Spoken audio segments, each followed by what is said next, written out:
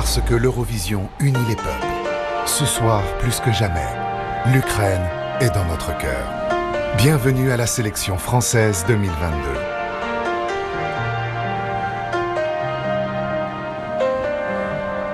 On a la chance de pouvoir continuer à nous amuser sur ce plateau, donc à se changer les idées. On va essayer de le faire en ayant quand même une pensée évidemment pour les Ukrainiens.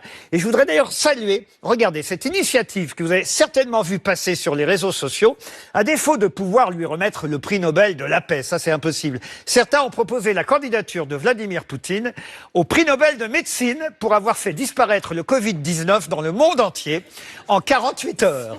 Vous êtes le premier déploiement de la force de réaction rapide de l'OTAN depuis qu'elle existe. En tout cas, sur le plan au niveau terrestre. Je pense que, bien sûr, votre action va rassurer les populations locales. Mais nous ne sommes pas une organisation humanitaire. Vous ne partez pas distribuer des couvertures et de la nourriture aux réfugiés. Nous partons, notre mission, votre vocation, c'est de distribuer du plomb à ceux qui seraient les ennemis de la France. Pour être honnête, je suis pas sûr qu'on y gagne à remplacer les masques par des casques. Et même si vous me donnez un peu de temps, je ne vais pas tarder, Léa, à crier « Rendez-nous Olivier Véran, c'était mieux avant ». Non, pas vous. Oui, presque. Je suis presque capable de le faire. L'atelier de fabrication des cocktails Molotov est situé dans cette arrière-cour. C'est ta mission. Vous connaissez le dosage ? C'est la première fois que vous faites ça ? Oui, c'est la première fois pour nous tous. Vous connaissez la recette ? Sur Internet, j'ai vu des publications qui expliquaient comment faire. C'est devenu le cocktail le plus populaire en Ukraine aujourd'hui. Face au conflit, d'autres stars se sont mobilisées ou tout du moins ont souhaité témoigner. Sean Penn était sur place au premier jour de la guerre pour un documentaire. Jared Leto a lui partagé une photo avec ses fans sur place il y a quelques années. L'acteur et ancien gouverneur de Californie Arnold Schwarzenegger a écrit sur Instagram ces mots: « Je partage votre douleur et votre espoir de paix, vous m'inspirez avec votre courage et votre humanité face à ce cauchemar. Que Dieu vous bénisse. » On a même des bouteilles de vin français. Lucien Rigu. Comment tu prononces ça ? C'est un cadeau des Français pour les tanks russes.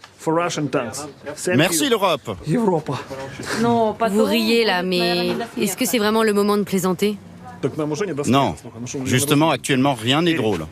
C'est vrai que bon, il faut quand même aussi, faire tenir un peu les gens. Il faut leur proposer, voilà, du cinéma, du théâtre, continuer à vivre, quoi. Moi, j'ai l'impression que essaie de faire. C'est vrai, de résistance aussi. Enfin, c'est un grand important. mot, mais Pardon ? Non, les artistes, les artistes doivent continuer malgré tout. Oui. Philippe Rebaud voulait peut-être dire quelque chose sur ce sujet. Philippe. Oh mon Dieu, je dormais, excusez-moi. Qu'est-ce qui vous émeut, Agathe ? Je sais pas, la transmission, la mignonnerie, Elsa, tout en même temps. Mes enfants, l'identification, enfin bon, la ménopause.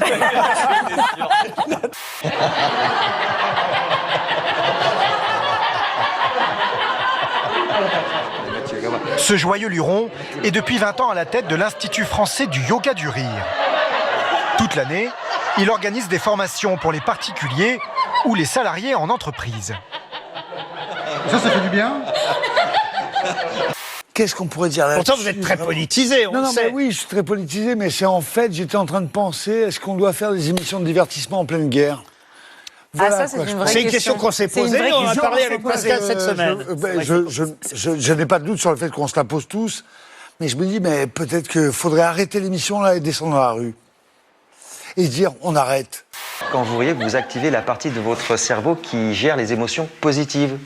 Quand vous riez, votre créativité est améliorée, votre discernement est amélioré, votre qualité de décision prise après avoir ri est améliorée. Super. Ce n'est que du rire. Hein. L'autre jour, un client est venu me voir avec un impact pas plus gros qu'une pièce de 2 € sur ton pare-brise. Et je lui dis, qu'est-ce que tu veux que ça me fasse ? Moi, ce que je veux savoir, c'est si t'as acheté le DVD des Enfoirés. Et le mec, il me répond, eh ben non. Eh ben du coup, je lui ai fait un deuxième impact, mais dans sa tronche. Et celui-là, il est beaucoup plus gros qu'une pièce de 2 €. J'ai mal. Chabal t'éclate, Chabal t'emplâtre. Hier soir, Valérie Pécresse s'est radicalisée en Syrie. Pas le pays, hein, l'assistant vocal, Syrie. Elle parle officiellement de la même façon. Dis Syrie, quel temps fait-il ? Le temps est venu de réparer la France. C'est bluffant. Dis Syrie, que doit faire Emmanuel Macron ? Emmanuel Macron doit rendre des comptes. Est-ce que votre mère est une femme politique? Oui, ma mère est une femme politique. Ah, c'est énorme. Elle est Allez. sous l'eau. Donc si on dit votre nom là, tout le monde le connaît, la France entière. Oui. Bah oui. Oui, bah oui, Ouais. oui. Non, bah non, C'est- parce qu'il y a des hommes politiques un peu. Politique des sous femmes l'eau, c'est le politiques. fils d'Anne Hidalgo. Pourquoi politique? Parce qu'Anne Hidalgo, elle est sous l'eau en ce moment. Siri, comment sont les faits? Les faits sont implacables. Bon, allez, une dernière après j'arrête, j'ai peur de la casser. Dis Siri, que faudrait-il faire? Pour cela, il faudrait du courage. J'ai très peur. Mais le mieux, c'est d'en Des cochons d'Inde. Ce sont des cochons T'as peur des cochons d'Inde? Apporte-leur un. Il y a des problèmes. Non, je peux pas. Ah non, mais c'est pas Je possible d'avoir peux pas. peur des cochons Je vais me d'Inde. mettre à pleurer, je peux pas. C'est vrai? Ah, je suis complètement phobique. Vous pouvez lui redire droit dans les yeux, ça? C'est vraiment le fils Non, d'Anne non, Hidalgo. vous pouvez lui- non, on va voir. C'est pas. Est-ce que vous pouvez lui redire droit dans les yeux? Alors, est-ce que vous êtes le fils d'Anne Hidalgo? Oui, je suis le fils d'Anne Hidalgo.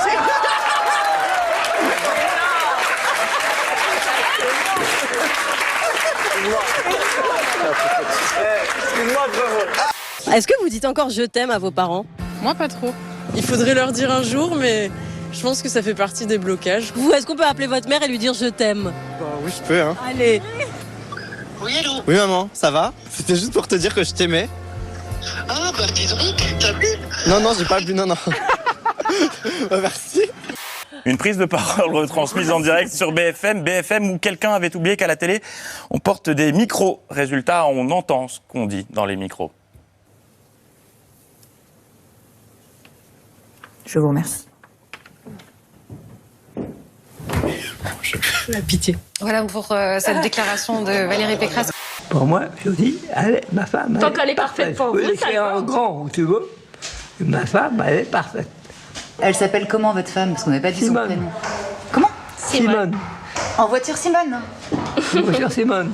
C'est moi qui conduis cette satisfaction.